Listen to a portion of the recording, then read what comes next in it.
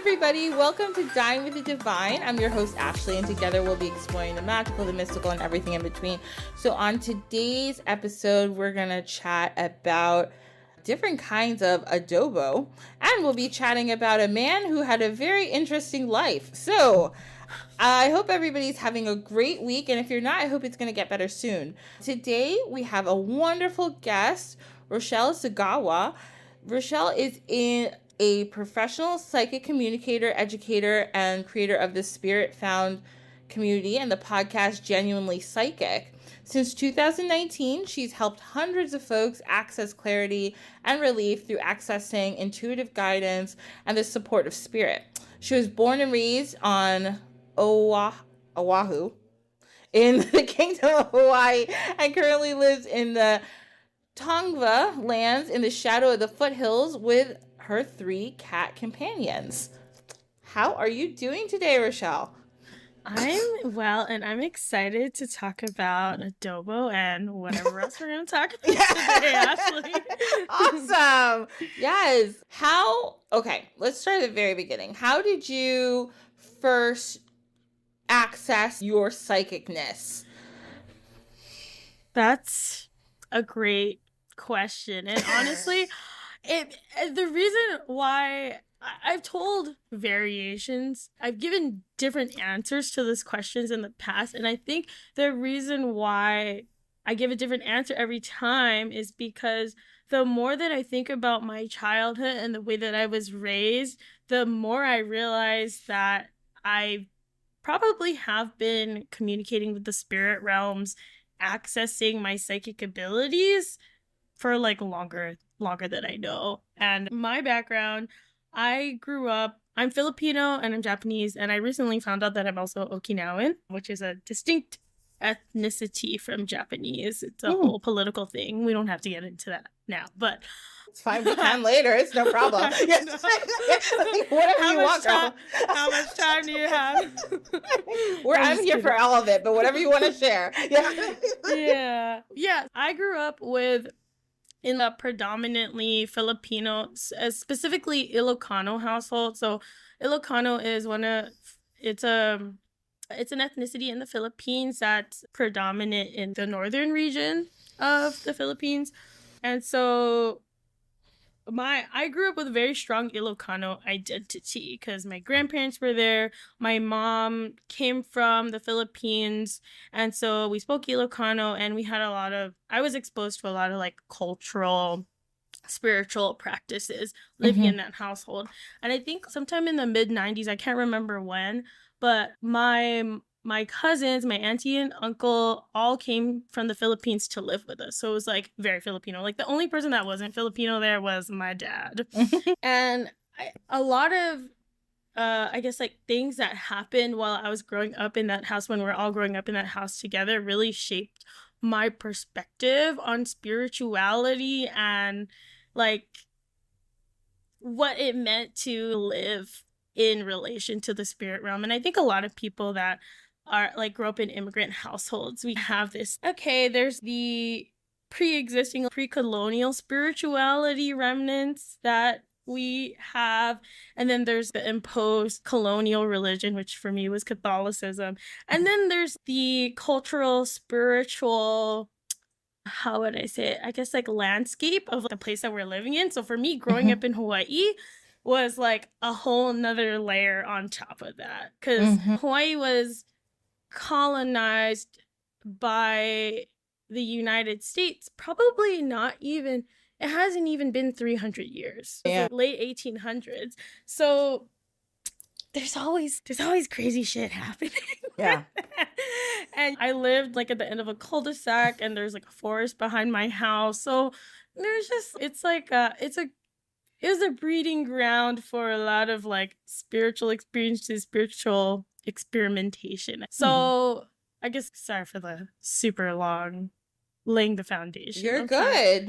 Please. Just set the scene. I love it. Yeah. So I think like for me, the first time that I realized that I had some kind of like psychic abilities was actually when my grandpa passed away. And so he had cancer. And because my mom's a nurse, surprise, my Filipino mom was a nurse. I was laughing because I'm a nurse and I work with tons of Filipinos. Yeah, you know the vibes. I love exactly. Filipinos. Yes. Yeah, and I love Filipinos too. And shout out to all the Filipino nurses, especially shout out to all the nurses that survived the pandemic. And yeah. It's been a ride, but also real quick, side note about Filipino nurses. The best thing about working with Filipino aunties is that they bring you food all the time. Unprovoked. You don't need to ask for it. They'll be like, we were cooking, so we just cooked an extra plate of pancit and we're bringing it. And you're like, no problem. Yes. And the thing about us, like coming from big families, when you have the recipe, it's like a recipe for 20 people. So there's always going to be leftovers. There's even like a special word in a lot of Filipino languages for like the food that you take home from the party. Yeah. It's so funny.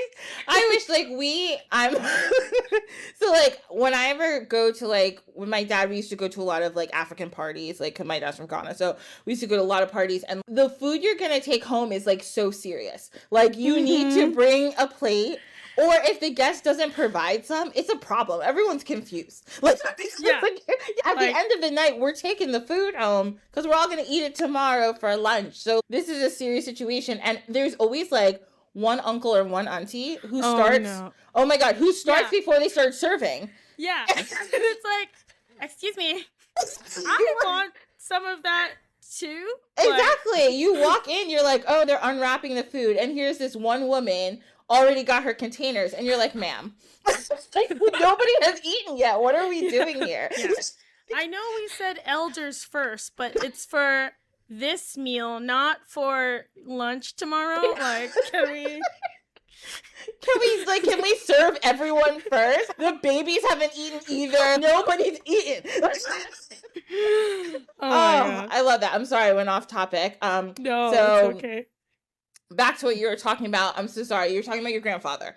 Yes. Yeah. So the first time that I had any kind of like spiritual experience that I can remember was after he passed away. And he passed away. So I was saying my mom's a nurse. So she was taking care of him like in our home. So he transitioned in our house. In a room, like the room that he and my grandma slept in. They had set it up for hospice. He had the hospital bed and everything like that. I'm sure, and a lot of people that work with spirit know that death is a huge portal of spirit energy. Yes. And for that reason, a lot of people, a lot of cultures, a lot of religions have rituals around death. Yeah. Depending on, so for Ilocano specifically, I can't speak to like other Filipino religions outside of like the Catholic stuff that my family did. There's a huge emphasis on like keeping. That's okay. My cat's vigorously licking their bowl, and there's like nothing. They're like getting the essence of the flavor. Sorry, I'm so sorry. That's okay. I'm glad we can laugh about this. Yeah. And this is me interrupting myself. Something that is so important to me is being able to talk about death, talk about the spirit realm, things that a lot of us are raised to fear because we don't understand it, or because of whatever religious indoctrination, or just I don't even want to think about that. So it's evil or whatever you want to say. It's so important to be able to approach these topics with curiosity.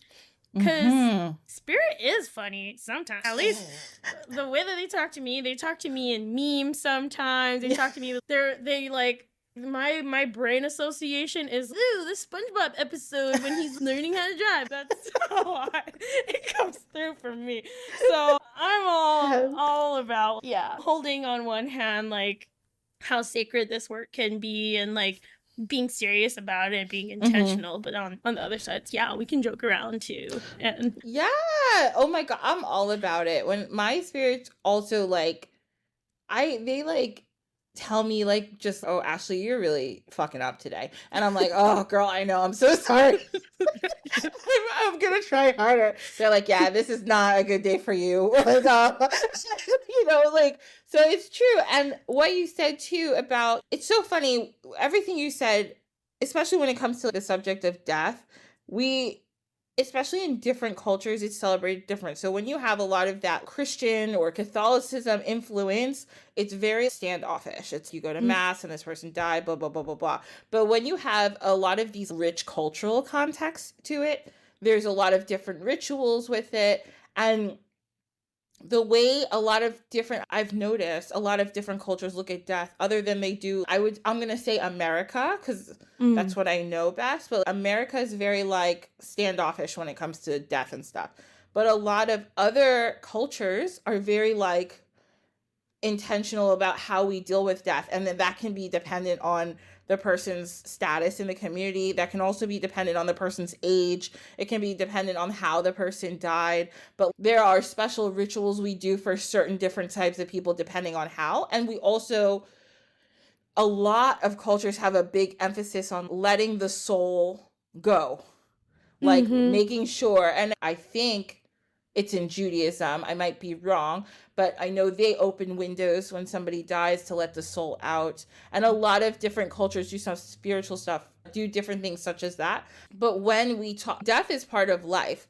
And as much as we all don't want to think about it because we're like, oh, that's depressing. Of course, nobody wants to think about it, but it's going to happen to every single one of us. We can't avoid it. So when we have these open discussions about it, it makes it less scary, and it makes it so that when these things do happen, we can grieve in a really healthy way instead of just being like, we can never talk about it and we have to shut it down because people are going to be sad. Like, yeah, people are going to be sad, but it also, like for you, speaking about your grandfather, it opened you up to a different level of understanding about something that now is something that is such a part of your life.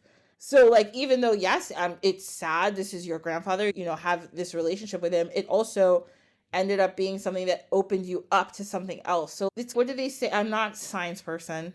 I know I'm a nurse, but I'm not a science person. I'm like, me either. Yeah, but I always think of that thing when they say energy never dies, or not never dies, or it can never go away, right? It's just always there. And that's like the energy almost of death. It's like things die, but that energy that person has goes into something else.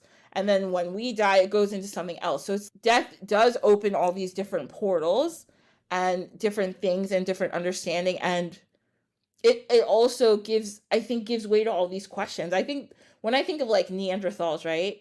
They probably started thinking about like, what the fuck happens when these people just stop breathing? They were probably the first ones who were like, okay, so this bitch just stopped breathing today. And now what? Where did it go? What's happening? Like, and then religion started because they're just like, what happened? Trying to explain what's happening here. Exactly. Yeah. And then also, like you said, places where there's been mass death, I think, or mass problems, anywhere that's been colonized pretty much at this point, has these spirits walking around. And then they have spirits who were walking around before that, because especially in places like Hawaii, where the people there pre-colonialism were already very deeply spiritual and connected to the land, most of them. So then you just got like triple whammy of shit just hitting you in the face. No wonder you're here now.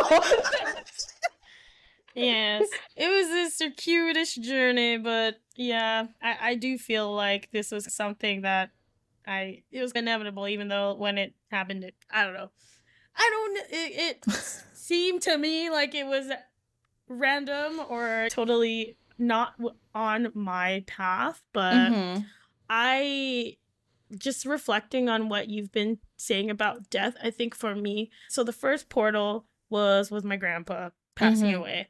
He visited me in my dreams, and I was like riding bikes with my grandpa through a park, and I remember him at the end of the dream just being like, okay, I have to go now.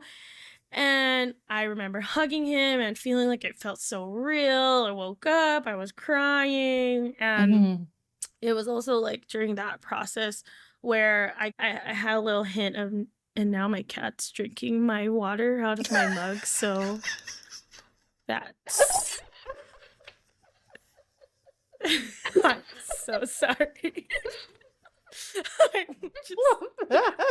It's so... They're just like, whatever. They just want to remind you, I know you're doing something else, but we're here. And we're going to keep doing stuff. So whatever. You think this is your house? This is our house, and you're the butler. I'm sorry. Anyway, that was the first time. I'm just gonna do this. Let me start so we're gonna have good audio. That's fine. Trust me. Look, this is life, and it's fine, and I love it. Yeah. Okay, that was the first time that I kind of got a hint. Now looking back of this like role that I would be taking to help others, guide others in their spirituality, because like we had to pray the novena, and I know that you know what the novena is, right? Yeah. So you pray, for those who don't know, it's a Catholic ritual where you pray for 9 days. You pray the rosary, and there's some other prayers that are associated with it as well, depending on the tradition. But it's to help the person that you're praying for pass on. Mm-hmm. And me, as a 6-year-old, I was leading my family's novena. Yeah. Yeah. I was the youngest person there, except for my sister, who was like 6 months old. Okay. But so I had that experience, and then we did the thing where you like, I think it's 40 days later, you like pray again. I had to do it again. And since then, like whenever my family has done the novena and I'm there in Hawaii, like they'll have me lead it. But okay, we had that experience, and then but it wasn't until probably I think it was like 2017 or 2018 after I had gone through law school. I took the bar. I became a lawyer. When okay, cool. Not to brag. Girl, brag, please. No, the only thing, honestly, learned a lot of lessons. I actually learned how to read tarot while I was in law school. Oh, wow. Yes, shout out to my friend Jamie. Yeah, we were just because we had so much time in between. Because like law school is so easy. Like, it's so easy. You can just learn how to talk to the dead and discover yourself through tarot, the esoteric art of tarot. But yeah, I think it was like in law school, I started learning how to read tarot, and then my dad had so my mom passed away in 2012. My dad passed away in 2016 while I was in law school. And it was just really hard for me to process through it. So that's why I think it's really serendipitous that you bring up death as a big portal, because it really was for me in my spiritual journey. And it wasn't until I was working my first job when I had another spirit experience.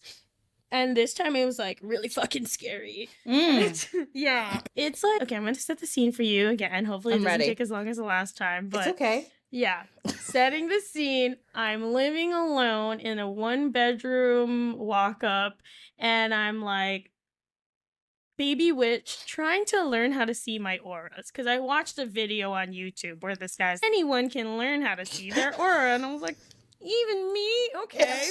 I get kind of good at it. I start to see it around my head, try to see it around my cats. But I never successfully was able to see it around my head. I'm in my bathroom where I can see my head. I'm looking in the mirror. It's 9 p.m. I'm all alone. And I'm just like staring at myself in the mirror. I feel it's the easy pickings victim of any horror movie. Just like anything can happen. But so I'm staring at myself. I'm trying to like change the focus of my eyes, trying to see my aura. And I think, oh, maybe if I move my arm, I'll be able to see my aura like around my arm better. So I'm moving my arm up and down, and I move it up, and I just feel this ball of electricity, warm energy right next to me. And I'm just like, okay, maybe I left my hair straightener on, and that's what it is. Because that makes sense. And it wasn't plugged in. I don't know. I was just like, okay, that's interesting. So my arm's up And I moved my arm down again, and that warm ball of energy. Imagine for those listening that it's like the size of a standard beach ball, okay? It just feels like a dense ball of energy. And I wasn't sure if I was imagining it, so I put my arm through it again. And that time, the vibrations got so strong that the bracelets that I was wearing on my other arm were like shaking and vibrating. And yeah, it was at that moment when I lost my shit. I can see that. Yeah. I didn't know what was happening. I looked at my cat and she's just sitting there just like, what? Like, what's wrong? And I didn't know what to do. Like, I grabbed all my crystals and my cross and my rosary, and I just sat in the middle of my living room and I cried, and I was just like, this home is protected. You can't do anything. And I called my boyfriend at the time. Even though he lived in Arizona, what is he gonna do? I didn't know what to do. And I think for maybe 3 weeks after that, I slept with all the lights on in my home. And until I could go see somebody to figure out what the heck was going on. Yeah. Yeah. Oh, that's a lot. So it's funny. So when I started all my stuff, it was a while ago, but when I started, I had an experience not the same as you, but it was equally as frightening. Like, I one day woke up in the middle of the night and everything, I knew my eyes were open, but I couldn't see anything. It was black, pitch black, not just it's nighttime, it's dark. I couldn't see shapes. I couldn't see anything in my room. And I felt like I was being pushed down onto my bed. And people are like, oh, that's just sleep paralysis. I'm like, no, I don't get sleep paralysis. I've never had this problem before. So that was the first time I ever felt anything that I was scared of, because it was pushing me and I couldn't move and I couldn't talk. So I just was like, okay, I guess I'm going to go back to bed. I'm just going to resume living life normally. Yeah, I was like, okay. So I tried to close my eyes, but it was still pushing me. So that I tried to lift up my arms and I couldn't. So then I was pushing, and finally I pushed one of my arms up, and then I was like, shit. And then, so like I got up and ran to the bathroom, and I just stayed there for a minute, and then I went out, like I opened my door. There was nothing in there. There's nothing physical in my room, but I was just like, hello? Hello? Person or whatever. And the next morning, I called my friend because we used to go to mediumship circles, and I called her and I was like, yo, I have a problem. I don't know what to do. This was really early in my practice. I didn't know what the hell I was doing. So it was similar. I always rely on holy water. That's my go-to. So I was like, she was like, oh, I forget what she told me to get, but whatever she told me to get, I think I just forgot about it as soon as I saw my holy water. I was like, holy water solves all problems. So I'm rushing,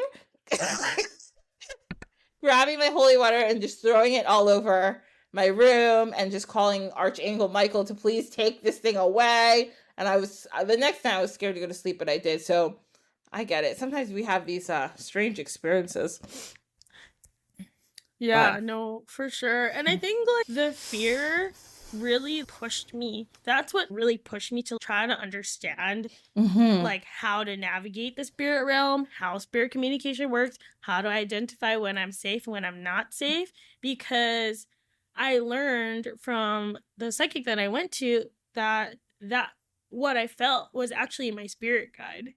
Okay. That I was afraid of my own personal spirit guide, which to me was not okay. Yeah. There were so many times leading up to that point when I had tried to connect and speak with my parents, with other ancestors, other people, other deceased loved ones. And I never knew if I was doing it correctly, if it was just me imagining things in my head. And so I think that really galvanized my my path and trying to understand why these things happen, what I can expect, and things like that. And it all just continued to grow. And eventually, one of the women that I used to work with, she said, you're going to be helping people to navigate like laws of spirit, laws of the universe, rather than immigration law, which to me I prefer, because immigration law is not fair in this country.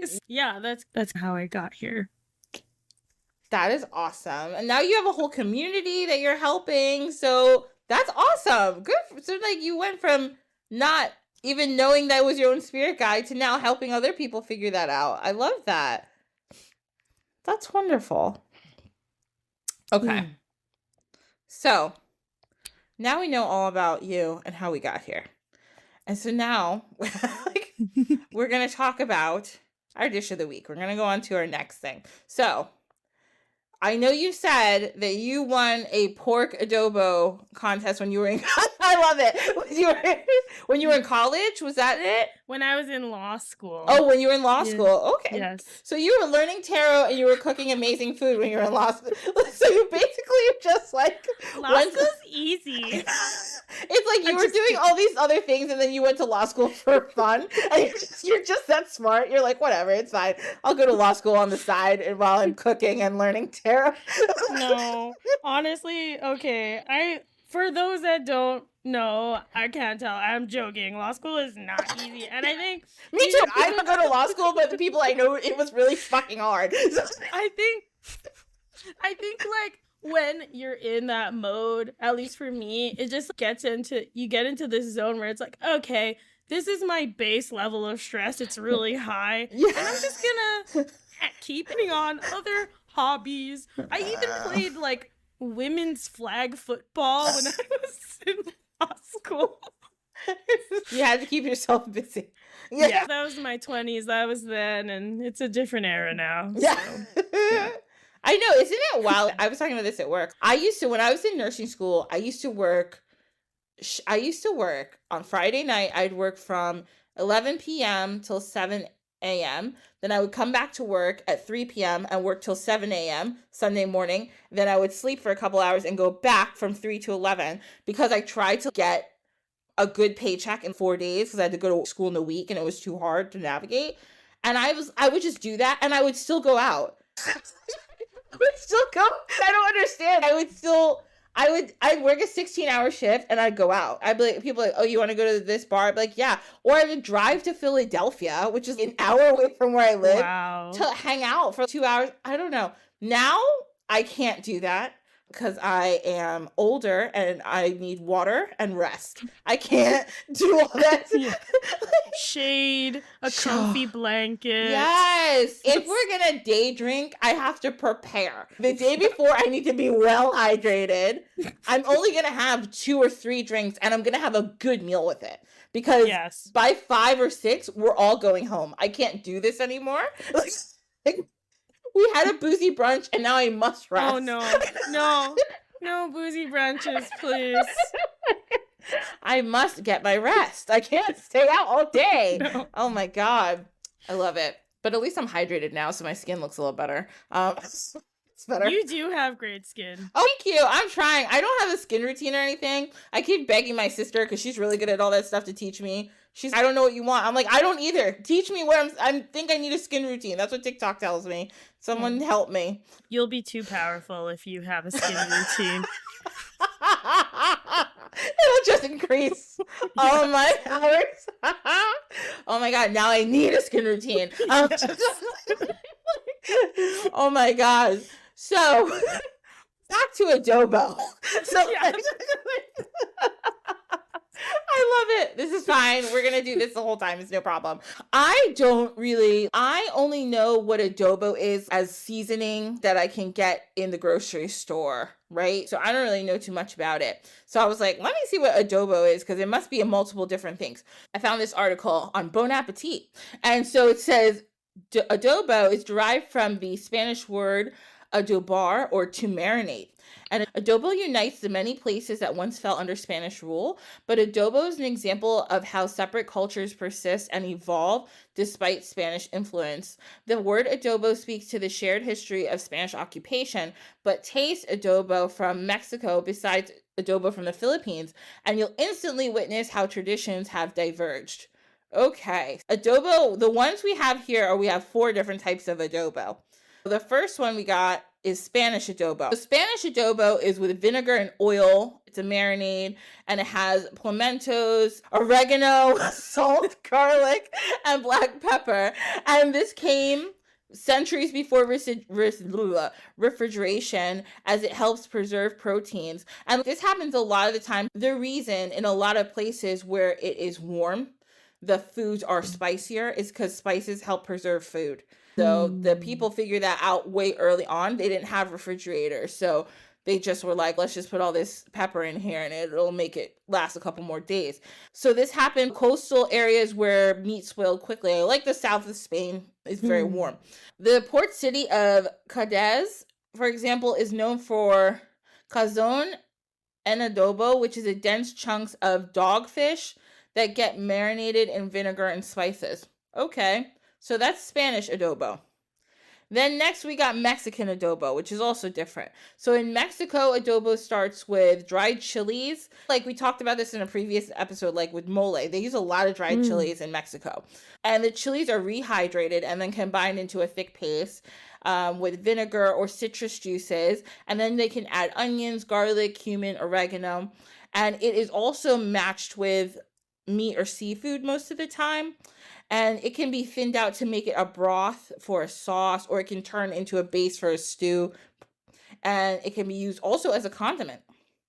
And in Mexico, it's found in the form of canned chipotle peppers in adobo sauce in different brands. I'm pretty sure Goya has something like this. When I go down the Goya aisle, I'm going to look for it next time. You can add a little smoky flavor or heat to it. It's different.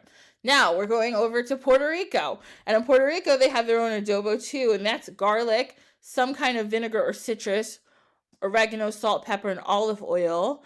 And then sometimes they don't do the wet one. Sometimes they just do the spices. So you can find those in the Goya aisle. Like it says, launched by Goya in 1966.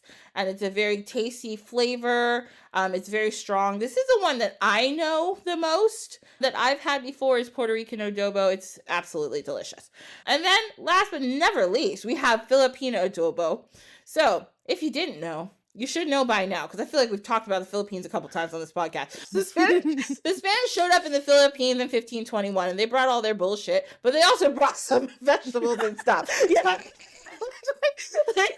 The colonizers always brought bullshit, but then they would be like, but here's some of our vegetables and whatever. So they to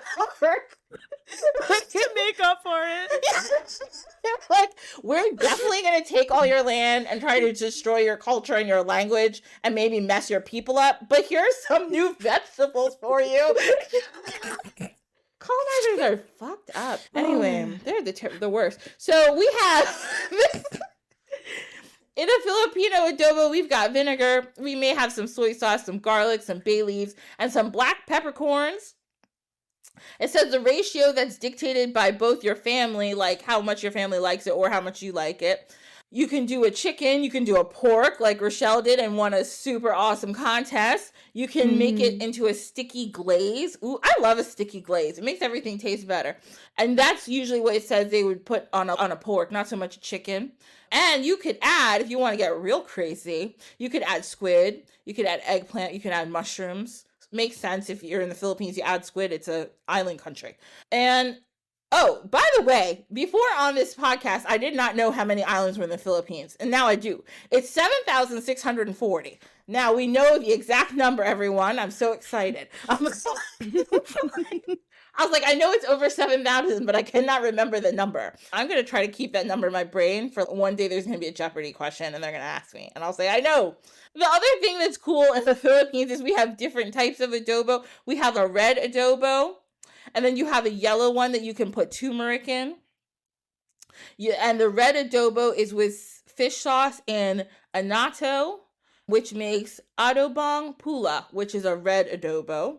And then you have Adobong Dalal, which is a yellow adobo. That's the one with turmeric. And then you can skip the turmeric and just have Abudong Puti, which is a white adobo. If you want to make adobo, make it. It sounds delicious. You can make it anyway. Try it every single way. Try every single recipe because it'll be a good time. And figure out which one you and your family like the best. So yeah, that's adobo. Now, this is the part of the show where I plug myself. If you like this show, feel free to give us a 5-star rating wherever you listen to it. And we are Dine with the Divine. As again, I always say we. I think I'm just me and my spirits because right now it's just me in my house and my kitchen table. We are Dine with the Divine on Instagram, Dine with the Divine on Facebook. And if you have any questions, concerns, comments, you want to suggest we talk about something for the show, please email me at dinewiththedivinepod@gmail.com. I will get back to you guys. I promise. I enjoy reading emails. It's fun for me. Just be nice. That's all I ask. Now, next, we're going to talk our little tea time. So because Rochelle is the queen over here of psychic communication, we're going to chit chat with her about the different ways we can communicate. We have a couple different ones. We have some of the clairs here. Just so everybody knows, when people talk about the clairs, these are the different ways you can sense different things going around you, okay? There's a couple different ones. We got clairvoyance, which most people have heard. This is seeing. Now, I don't know how you do it, Rochelle, but like when I see something, I always say I see it with my mind's eye. Mm-hmm. You know what I mean? I don't see physical stuff. I guess people do, but I think my spirits know that I can't handle that. If I see real stuff, I'm running. I'm leaving. I gotta get out. But if I see it in my mind's eye, I'm like, this is safe. I can handle this. But I don't know if you see things or how you communicate, how you connect. Yeah, no, I definitely can see in my mind's eye and also IRL. But just like you, it trips me out. So I think like a week after the energy ball spirit guide incident, I don't know, it was shortly after that, I started to pray to my God, to spirit realm, for my deceased loved ones to appear to me. And I said, you can appear to me if I know you, right? But then it turned out at that time that was a little too much for me. Because I remember there was one night, I woke up in the middle of the night because I need to use the bathroom. I got up, I'm like walking into my little hallway, and I see a blue orb just floating towards me. Like Ghastly, the Pokemon Ghastly. Yeah. Like that, except no face or nothing. It was just like a blue thing, like floating towards me, and all of a sudden I just decided I don't need to use the bathroom anymore, and I'm really tired. I'm gonna go back to bed. So I've definitely seen things in the past like that, but yeah, it's something that I want to work towards being more open to, because I feel like that fear that I have, it's now that I know a little bit more about the spirit realm, it's something that I want to, that I feel would be really useful for myself and my clients. But yeah, there is that like subconscious, I don't know if it's like lizard brain fear of seeing things that are quote unquote not supposed to be there, that really gets us. 100%. I think it's that fear of, I don't know, when I was a kid, I was very afraid. I still am a little afraid of the dark. And I think it's because in my mind's eye, I know something is there sometimes. And I'm like, if I see it in real life, I'm gonna fall on the ground. It'll just be it. I'll just die. So I can't handle it. I have seen things out the corner of my eye, though, many times. That happens to me a lot. I'll just see a flash or I'll see a face or something, but not often. But I think that's a really popular clair. People always say they're clairvoyant, they see. So then some people are clairaudient, they hear. Some people are clairsentient, they just feel. And I think these three are, and then claircognizant is also really popular. People just know. You just have a knowing that something is happening. Or when people are saying, I just know this is going to happen, or I have a feeling, blah, blah, blah. Then you have clairalience, which is like smelling, and clairgustance, which is tasting. And then you have clairangience, I hope I'm saying that, which is basically psychometry. So psychometry, for anybody who doesn't know, is, and I didn't even know that this was psychometry. I was like, what is psychometry? I was Googling it.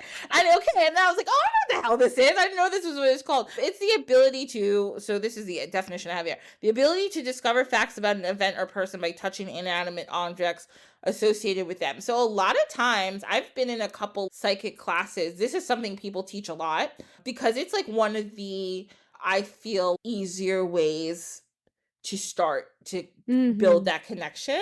When you have an item from a person, it's, first of all, it's something tangible. I think it's easier when it's something tangible that you can touch and feel.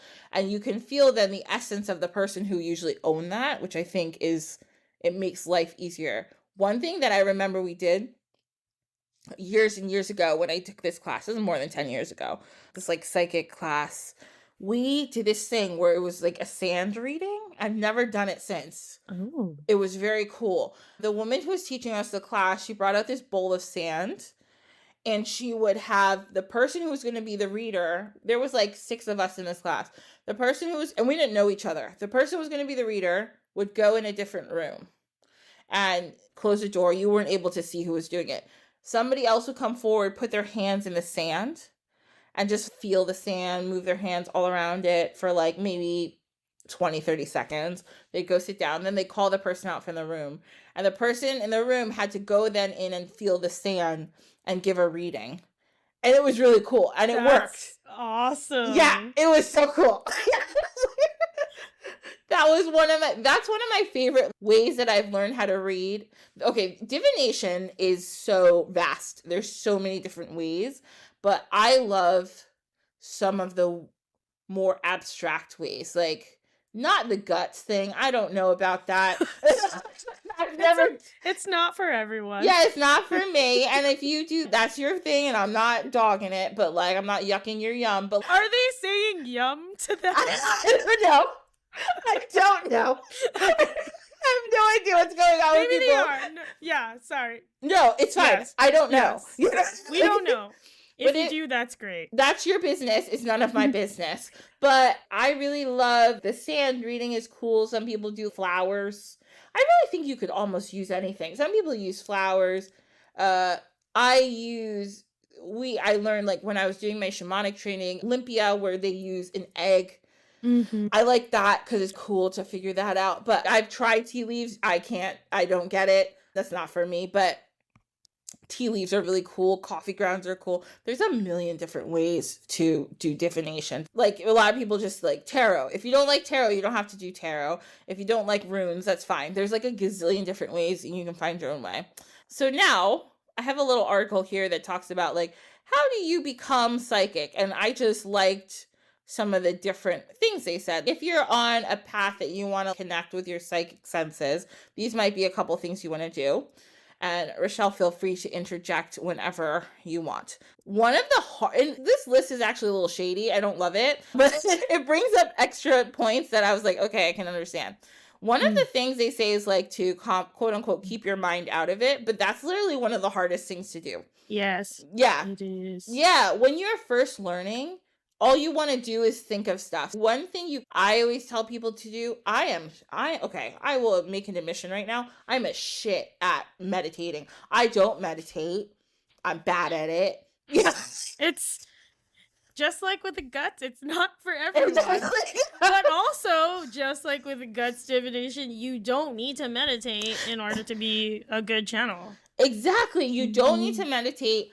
If I must meditate, I must do like guided medications because I need somebody to tell me what I'm supposed to be thinking about sometimes because I don't know. My mind will wander too much. But you're so right. You don't need to learn how to meditate. The one thing you do need to learn how to do is quiet your mind. And that can be really hard for a lot of people, is just trying to quiet your mind. If you don't like to meditate and maybe you're trying to quiet your mind, one thing you can do is try to get something and focus on one thing. Like, say you have an object. I would say play with the object in your hand. Notice everything about that object. Just talk to yourself about that object. Learn to focus on just one thing. And then it will help you go forward when you want to do different things when it comes to getting your psychic senses together. Reading auras, a lot of people do, like you were talking about, reading auras. That's a really popular one people start off with. Every living thing has basically an aura. So if you get good at that, or that's something you like. I don't like reading auras because I never get it right. But I know a lot of people who are very good at it, and it's cool. Like, it's a very cool form of psychicness that I really love. You can, like I said, practice psychometry. And in here, it's just communicate with your spirit guides. And you might say, what the hell is that? And how the hell am I supposed to do that? Yeah, I know. But this is why you contact somebody like Rochelle, because she's going to help you figure that out. People, okay. There's a couple things when it comes to your spirit guides that I think people need to understand. Number one, you, just like people in your life, in your family, your friends, you are allowed to set up boundaries with your spirit guide. Yeah. Yes. And it's very important that you do, because if you don't want them to come to you in your sleep, you can just say, hey guys, love you. You're the best. Please don't come to me while I'm sleeping. And I don't want you guys in my bedroom. This is out of bounds. Come to me whenever. But that's one of the most important things to start establishing a relationship with them. Wait, sorry. Yes, I totally agree. And that's one of the first things that I learned how to do after that whole energy ball spirit guide incident. I was like, no more bathroom stuff. It was too, since then, I've gotten over the fear that, I've learned from, horror movies that, bad things happen to you when you're in the bathroom looking at yourself in the mirror.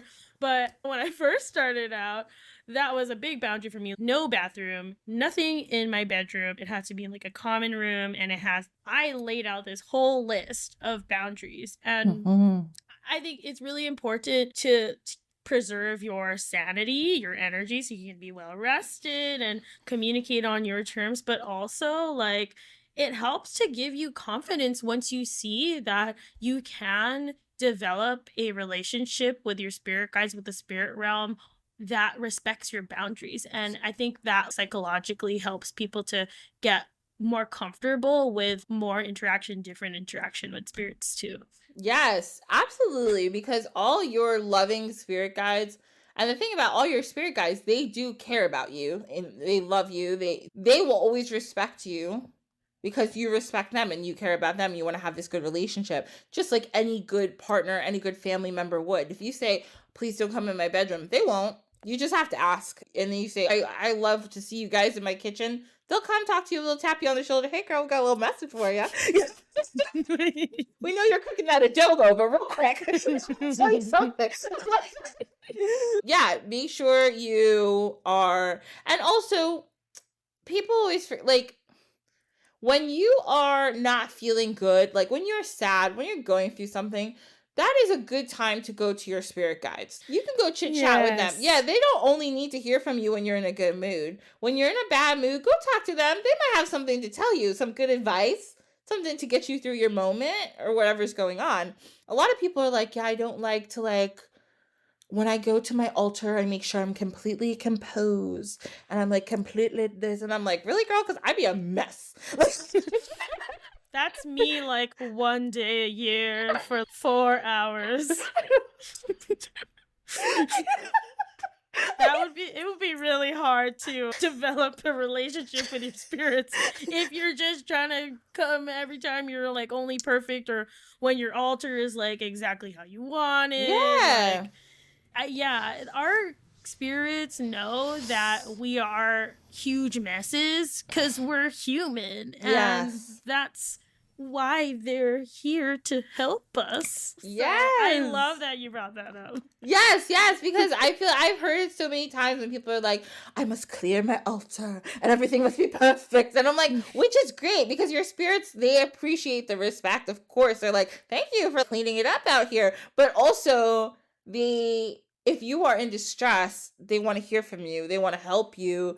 They want to advise you. They want to comfort you. Your ancestors, that's what they want. They love you.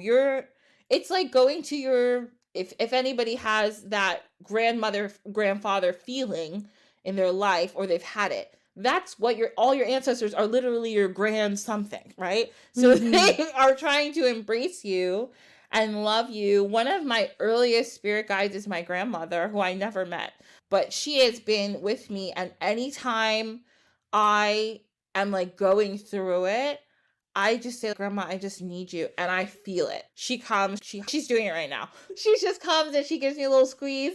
And I'm like, oh, I love you. And because she just wants to remind me I'm here. She comes in, she comes out when she knows she needs me. She's around when she knows, like, all right, she's doing it right now. I can go chill and do whatever I want. She's up there doing her thing. So, but she's my intermediary up there. She's my spiritual bestie. So they want you. Yeah. I love how you talk about, I love how often you call on your grandma and you like, not to say that it's like casual, but I think that a lot of people who are on this spirit communication, spirit guide, getting to know their spirit guide's journey could benefit from is calling upon them for help more often, or even just like being in conversation with them more often. It's not like church where you have to wait like for the special time of the holiday in order to go, and you don't have to wear fancy clothes. You don't need to like feel guilty or anything like that. It is really a grandmotherly, grandfatherly relationship. I love how you described it that way. Because, like, for me, one of my first, and I always, like, actually, I don't think I've ever said this, not on here at least, but I remember one of my first times ever feeling like a spirit, or like God, I think. I remember being, like, 6 and sitting in the closet crying. I don't know what I was upset about, but I was really upset.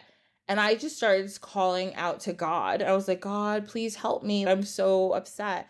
And I like felt this and now I know the feeling, because this is what happens to me every time I feel them around.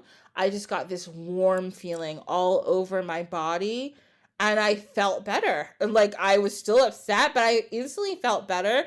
And in that moment, I realized, because like growing up Catholic too, they tell, not my family, but the church says, if you do something, you got to go tell a priest, and this is how you communicate. No, or you say specific prayers like the novena and different things, but sometimes you can just call out to whatever it is that you believe in, and they're everywhere, right? If we believe that the spirits are omnipresent and omnipotent and all this good stuff, then they are all around us. So when you call and say, my God, or whatever you decide to say, your particular spirit, your ancestor, whatever, they hear you. Anytime. Yes. Yeah. Anytime you need them, they hear you. Call out and reach out for them, and they're just waiting. You guys, they don't have time up there. Like, yeah, literally. Time doesn't exist for them. They're just where they are forever. If you call out, it's not like they're too busy. What? Do they need to have a job? No. They don't work. Yeah. They're like living their best dimensional lives and whatever. They're the spirits, and I'm getting very woo-woo for a second, but like there's a very good book. It's called The Afterlife of Billy Fingers. And in this book, this woman who was previously not really, I don't know if she was an atheist, but I don't think she was religious at all or spiritual at all. Her brother died, and he starts communicating with her, and she thinks she's losing her mind at first. She's like, this shit don't make sense. But as the book goes on, he starts explaining all these different things about who he is becoming, and like how his soul is basically just a ball of light floating around. A thing that a lot of us have heard, right? Yes. It's very cool in the book, but when you read it, and I'm like, yeah, he becomes basically a part of the bigger universe. It's so expansive that people die and they become these spirits, and we will never even understand it. In conclusion, just call on them. They're around. Yes. Yes. Yeah. Yeah, they're floating, but they're around.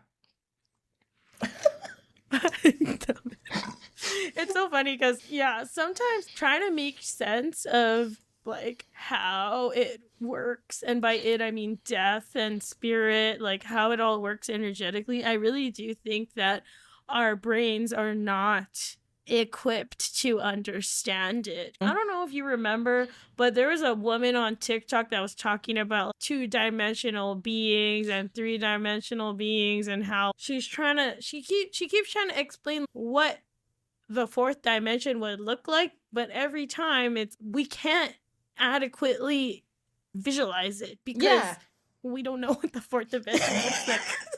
So I think it's like how it is with spirit. It's okay. There are certain things, there's a lot that we can understand evidentially, even scientifically, but there's also a lot that we probably will never be able to comprehend. But I think it's because we're too limited in this body. Yes, that's what I always think. And when people, whatever your belief or not belief is fine, but like, when people are like, well, you can't prove God, I'm like, yeah, we probably never will. Like, it's fine if you don't want to believe it. I get that. It's real weird. It's totally fine if you don't believe in any of this. I totally understand. But like, that's what faith is. And faith is in a lot of different forms. You just believe because sometimes you do have an inner knowing. But I can't show you what I see. Rochelle can't show you what she sees, but we see it. You know what I mean? It's weird. Oh God. We're going off the rails here. Sorry. No, it's not you. I can go on and on about how there's no time and space. This is my favorite thing to talk about. I just saw a video about how time in black holes slows down. Yeah. Wow. Yes. I'll send it to you. Yeah, please do. Oh my God. This is what I'm talking about. So what does time even mean? If sometimes it's slow over here and sometimes here is fast, what does that mean? You know what I mean? It's crazy. Oh. Oh God. I think the thing about working with spirit and working in these quote unquote unseen realms, it really does necessitate you having a philosopher's mind. Yeah. Because but yes, it can get to a point where it's, wow, so pretty much anything is possible and everything is an illusion. It just get to those parts, but then we just come back down to earth and it's okay. I'm just gonna prepare some offerings for my altar and try to figure out what I need to know for this week, and I'm gonna be okay with that. It's just like, so I know, I love that because it's the same thing. Like earlier, before we start talking, I'm outside pouring out liquor for my guides. I hope nobody saw me because I'll be like, what the hell is that woman doing? Just a giant bottle of whiskey and me just pouring and talking to myself. Why does it work? I don't know, but it does. I promise you. And this is what my guys told me to do. Everybody calm down. So I don't know. Oh God, this is amazing. Oh, we could go on about this forever. And we might, but actually we're going to go to our story of the week. Because we need structure, clearly. Because clearly the two of us could just keep talking about anything for a very long time. So I'm going to try my best. All right, but this is very fun. It's fun, but you'll see. So this is our story. So your mother's people are the Ilocano. Am I saying that right? Yes. Ilocano, okay. So I started Googling stuff and I was like, I want to learn about the Ilocano people. So I found, this is pretty fun. This is a story called Bing Nai Lam-Ang, or the English version, The Life of Lam-Ang, okay? This is the first written Filipino folk epic and it comes from the Ilocano people. It's actually like an epic poem, like Beowulf. And I read the whole poem. It's not that long. You can read it. And I put a link in the show notes. And it's like, it gets serious. It's also very funny. Like,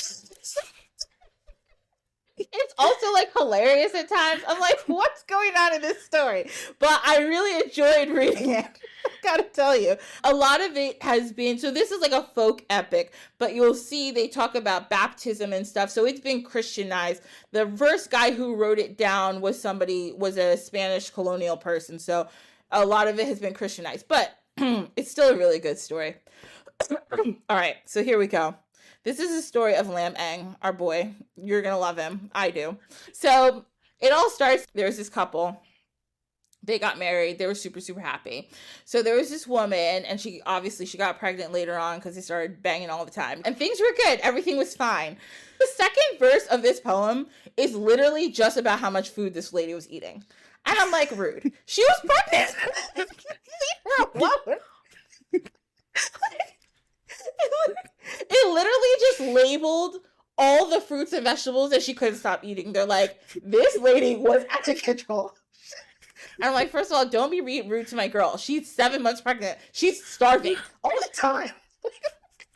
She's allowed to eat. I know. Jeez. Let her eat. She's fine. So she was eating, and she was 7 months pregnant now, and she's super happy, and her husband, Don Juan, he's super happy. Oh, our lady here, her name is Lam-Ang. So Lam-Ang, she is 7 months. She's so excited. So she starts like nesting like most women do. They need to get shit ready. So she's husband, I made a list. And he's like, did you? And she's like, certainly did. She's like, first things first, I need you to get some bamboo. So there's this traditional bed. It's called balitang. And it's like a traditional bed that was made out of bamboo. It was slightly reclined for childbirth. So we need to make this thing now because I am huge. This baby is coming. So I'm going to need you to get some bamboo fast. So he said, no problem. Then we go. So he goes up to the mountain. He gets the bamboo. Then he literally starts talking. I think he has some magic too. There's a lot of random magic in this story. Yeah, I told you it's part of our culture. It's random because I was reading the poem. I was like, what? And so all of a sudden he cuts down the bamboo and he looks at it and he's, damn, this is a lot of bamboo. He's bamboo. You know what you could do to help me out? Just start rolling down the hill yourself. So the bamboo just starts following him. That's good. So to carry on this bamboo. That's convenient. That's super convenient, right? So he gets home. He puts all the bamboo in the front yard, and he's, now I'm gone. I got the bamboo. And she's fantastic. I'm so excited. Next on the list, I need you to go to the mountain. You need to get some firewood, and you need to get a jar because we need to put the placenta in a jar. And then you're going to need some herbs because I got to take this herbal bath to get myself ready and probably to cleanse her probably afterwards. And he's, no problem. I got you. You're my wife. I love you so much. So he's like, I'm going up the mountain. Now, here's the problem. The people where he comes from, I guess they didn't get along with some of the people who lived up the mountain. These are the Igorot people. They're a different ethnic group. And apparently they didn't get along. So he's, oh shit, I gotta go up the mountain and they're there and might get a little hairy. But Lam-Ang's like, just go, take your stuff. He gets his weapons and stuff and he goes up the mountain. He goes up the mountain and now it's been like weeks. We can't find Don Juan. We don't know where he is. So Lam-Ang is getting a little nervous. And then one night she's, okay, oh boy, here we go. I'm having labor pain. She's about to have the baby. No good. She's panicking. She's calling. So I think they had some money because she had a driver and all this kind of stuff. She calls the driver and the driver doesn't know what to do. So she calls somebody else and I don't know what to do. So the driver, being smart, he goes and finds like an old lady. He's, ma'am, please. So she comes to Lam-Ang's house and she's like, girl, let me help you because these men out here are acting wild. So Lam-Ang has the baby, right? Here's the thing. When the baby came out, first thing he did was speak. What? You're a baby. So the baby said, and I quote, he said, I, Mother Lam-Ang, when you have had me baptized, please name me Lam-Ang and have as my godfather the old Gibeon. I think Gibeon was actually the driver. She said, that should be my godfather. Okay, fine. So then time goes by, couple months. Sorry about that. Couple months go by. They get Lam-Ang baptized. And then Lam-Ang, because he can talk, he's, Mom, I got to ask you, where's my dad? Where's my papa? And he's, am I a bastard? What's going on? Is my birth honorable? And she's, sir, your birth is very honorable. You have a father. He went to the forest into the Igorot country, and he never came back. And Lam-Ang, oh, okay. In that case, I know I'm only 9 months old, but I'm going to go find him. And oh my God, please don't. You're creepy. Hello. She's like, where are you going? I gotta go find my papa. And she's like, you absolutely cannot do that. You are 9 months old. You can't go into the woods. But he was like, I have to. So he was insistent at 9 months old that he go into the forest. So he brought a sack with these magical crystals that he had in it. 4 crystals. He also had a magic pot. So anytime he needed food, he literally just poured water on the pot and he had food, which is, I wish I had that.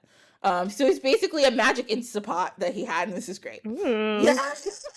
He's doing great. So now he goes into the forest, okay? Because he's got to go find his dad.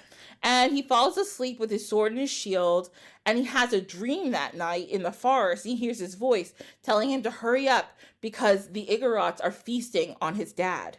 So he's, oh shit. So he gets up and he starts walking. He's going. So he gets to the town of the Igorots, and he sees, trigger warning, decapitation. He sees his dad's head on a stake. Fuck, this is not good. So he's standing in the town, and he said, pardon, what's going on here? Why is my dad's head on a stake? And the chief came out and he said, bro, you better calm down and you better quiet down right now. Let me tell you something. If you don't want trouble, you better get out of here. And Lam-Ang said, who are you speaking to? Me? I know you're not talking to me right now because I'm about to mess you all up. So he tells the chief, he said, go call all your people. And when I say all your people, I don't just mean the men from this town. All your people. Call them all. So they send out a tweet, and like everybody, all the Igorots from the neighboring towns, they said Lam-Ang wants to fight us all. They're all probably giggling because they're like, this man's gonna fight 300 people. This is crazy. Isn't he still a baby at this point? He's 9 months old.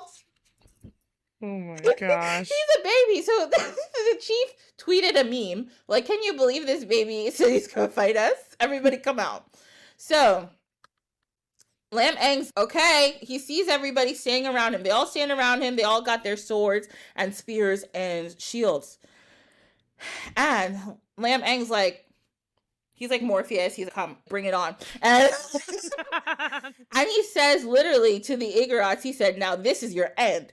So he goes and he starts slicing bitches. Slicing them. To the point where he kills everybody, okay? Except for the chief. Now, he looks at the chief and he said, just so that you will never forget me, I'm not going to kill you. He takes out all his teeth and he takes out his eyes and cuts off his ears and his hands and just leaves them. This is so nobody forgets that you guys aren't going to mess with me again. Okay, so now he goes home because that's crazy. He's avenged his father's death, so now it's time for him to go and be a baby. He did more than that. Yeah. He did a lot there. He did a lot. He was trying to prove a point. Yeah, he went home. Now, God. I know. Lam-Ang, you're doing a lot right now, but okay. So he went home. And now I think this is a couple years later. He's no longer a baby. Okay? He's a little older now. So him and his friends decide to fight a crocodile. I don't know why. They just do. And they collect all the crocodile's teeth and he puts it on a string and he uses it as a talisman. That's fine. So then he goes home and he's, Mom, I got this crocodile tooth necklace. I feel really good about it. Also, I'm gonna need you to pack all my best clothes. And his mom's, for what? And I need to go to Calanutian. I think that's the name of the town. I'm probably not pronouncing it right. But I need to go to Calanutian because there's this woman there. Her name's Donna Ines. And I really need to try to get her to be my girl. And she is, no. I was like, you're not doing that. And he's, no, I really gotta do it. She doesn't want to be with a common dude. Okay? She doesn't want to be with a regular ass dude. And she's literally in the poem at one point, it says, the mom says to him, she might throw urine on you. Don't go. and you will be embarrassed. He's like, your mom knows, right? And one thing that they say, and you can see the colonialism in this a lot of the time, because they talk about Donna and Ness saying, like, she won't even marry the Spaniards. Why would she marry you? They say that a lot in the poem. Yeah, so it's like you see the colonialism here.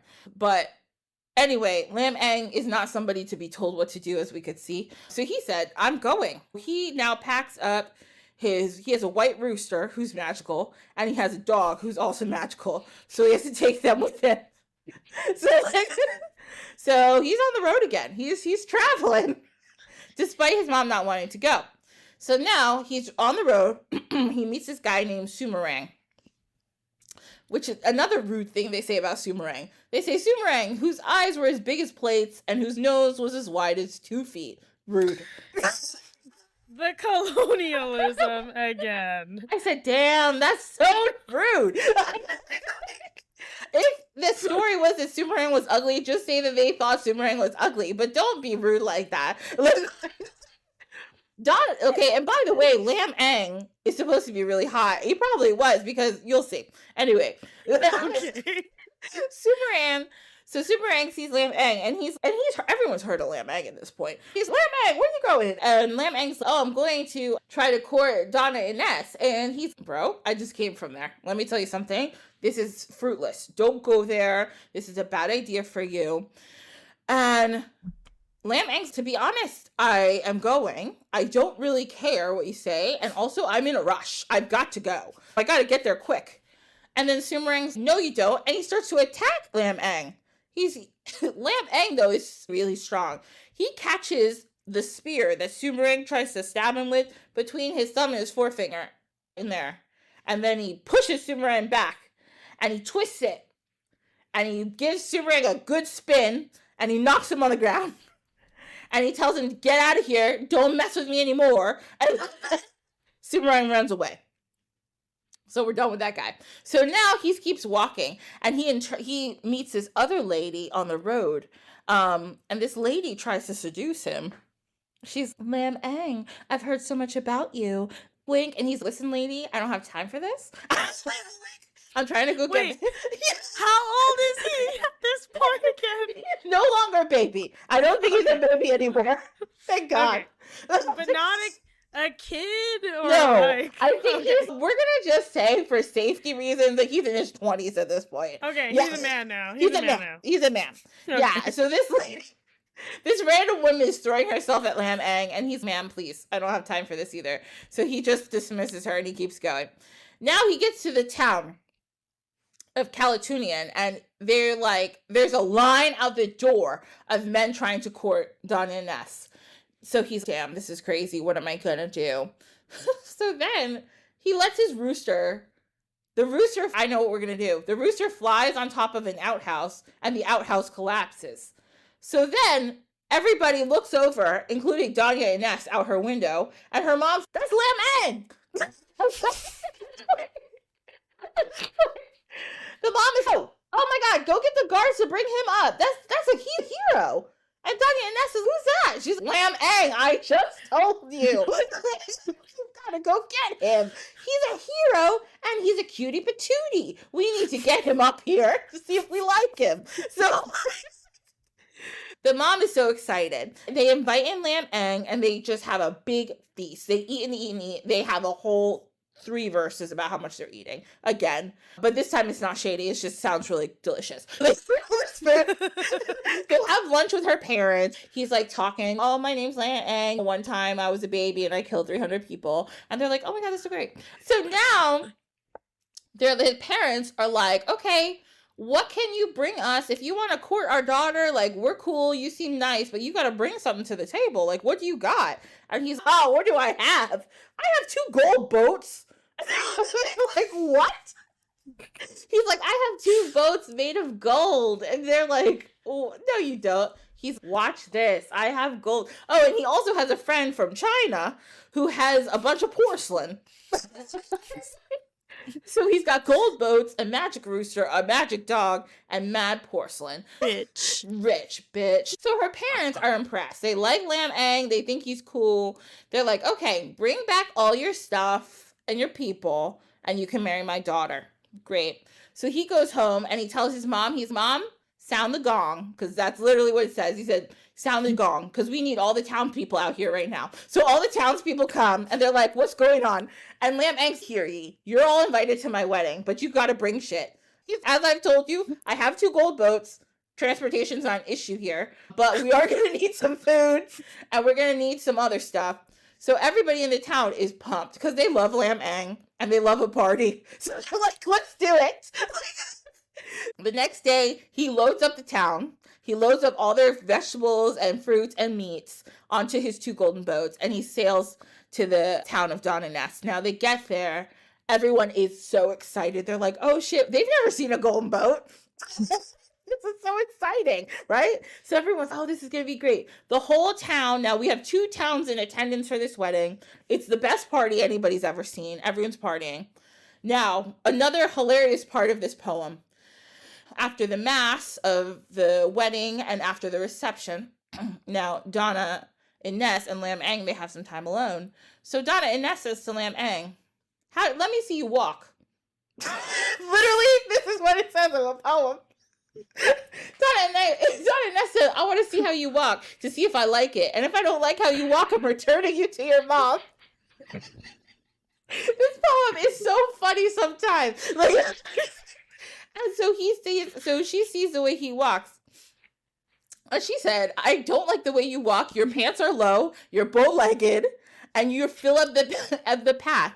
Your buttocks is prominent, and your hair could be put in a bun. That's literally what it says in the poem. So rude, right? And then he said, my love, this is how people walk in my town. This is how rich people walk. And he said, and by the way, let me see how you walk, because maybe I won't like the way you walk. And she's fine. You're going to see how I walk. So she walks in front of him. And he said, damn, your walk is worse than mine. Wow. They're just like making fun of each other. He said, I don't like the way you sway your hips. You look crazy. You just look wild. But then they both just laughed it off. And they're like, we love each other. This is great. You know how much fun we have. So whatever. So then the next day, Donna Inez goes back to Lam-Ang's town to live. Lam-Ang has already built them a beautiful house. They're so happy. So now some time's gone by, right? Now Lam-Ang, he's supposed to dive for a giant seashell. I don't know why, but this is maybe it's like a ritual thing that he's supposed to do. Actually, the chief of Donna Inez's town came and told him, oh, you've got to go do this as part of whatever. So he's, okay, no problem. But he has this premonition, like the night before, that he's going to get eaten by a shark. And when he gets eaten by this shark, that the stairs in the house will dance, the kitchen roof will fall, and the stove will break into pieces. So the next day, he tells Donna Inez, I had this crazy dream. And she's like, then don't go. He was like, what? He's like, yeah, she's I gotta go. Like, probably whatever this ritual is, it's probably a respect thing. So he's probably, I have to do this. So he gets down, he goes diving, he sees the shell. He keeps going, he sees the shell, he's swimming. All of a sudden, a shark swallows our man Lam-Ang.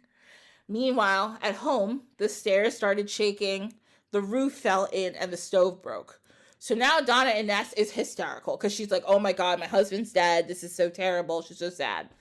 So Donna Inez doesn't know what to do, okay? But don't forget, they've got a magical rooster. So Donna Inez, don't forget about the magical rooster and the dog. So Donna Inez was like, oh, okay, maybe something can be done with this rooster and this dog. And the rooster, who talks, by the way, the rooster was like, oh, I know what to do. We've just got to get all his bones and we can put him back together. So they go find this guy, Marcos. Marcos is the best diver in town. They say, Marcos, we need you to go find Lam-Ang's bones, like every single one, because then he'll come back to life. And Marcos is like, okay. So he goes down there and he swims. It takes him like a few days, I think, but he gets all the bones. They arrange them on the seashore. And the rooster is like, doo-doo. and Lam-Ang comes back to life. And meanwhile, he's, damn, I must have slept real long because I don't remember any of that. And his wife is like, yeah, you were dead. It was terrible. He's, oh my God, it's fine. And then they lived happily ever after. And that's it. Wow. Yes. What? What is the moral of the story? There's no moral. This is what I love about this poem. I have never read first of all, I was reading and I was like, oh my God, what happened? I was even shocked. Oh my God, Lam-Ang, are you okay? I love how this poem, and this happens in a lot of, I feel like, this happens also in a lot of stories in different places. I feel like we are very used to like fairy tales from Europe where they have a moral or a purpose. But I feel like in other parts of the world, we just tell stories to tell stories. And they're like, this is a very entertaining story that we are going to tell. And they did. And it doesn't have a moral? Absolutely not. And he killed like 300 people, and he made fun of his wife, and his wife made fun of him. Then he died by accident, and then he got his bones back together, and he was fine, and he had a magic rooster. What does it have to do with anything? Literally nothing. It's just a good story. There were more twists than M. Night Shyamalan could ever create. M. Night Shyamalan could never. Because if you ever want a story with twists, you're going to go to the Ilocano people in the Philippines. He's got a good story for you. I love this story. I was like, this may be one of my favorite fairy tales ever. Oh God, that was so good. Okay. Woo! All right. You guys, that's the story of Lam-Ang. Again, I put it in the show notes so you can read the actual poem. It's not that long. It'll take you less than 10 minutes to read this poem. But that was fun. Oh God, I love it. And this brings us to the end of the show. This has been so much fun. Rochelle, thank you so much for just hanging out and chilling and talking about how time and space aren't real. This has been so fun. Where can people find you, or where do you want to be found, as they say on Scam Goddess, one of my other favorite podcasts? So I hang out mostly on Instagram at brown.bruja. That's BRUHA. Also on TikTok at brownbruja. And on my website, brownbruja.com. Come over, hang out. We'll talk about all things spirit communication. We'll keep the esoteric, metaphysical conversation going. Yes, because we love it. Okay, so everybody, all of those links will be in the show notes. So you can find Rochelle and you can follow her and you can see all the cool stuff she does. And if you want to be part of her community, you can do that too. She has just a lot going on, so it's very exciting. So everybody, thank you so much for listening. Again, this is Dine with the Divine. You can find us on Instagram, on Facebook. If you really enjoy the show, please feel free to give us a 5-star rating. That way more people can find us. Also, I think I mentioned this before, but I haven't mentioned in a while. You can leave me a tip if you really like me. You can give me $1, whatever you want. You can leave me a tip. The link is in the show notes. And you can email me if you have any questions or comments or anything like that at dinewiththedivinepod@gmail.com. And if you want to follow me, Ashley, I'm at Sankofa HS or Sankofa Healing Sanctuary on Facebook. Thank you everybody so much. Thank you, Rochelle, for joining us. This has been so fun. And I hope all of you have an awesome week, and we'll see you next time. Bye.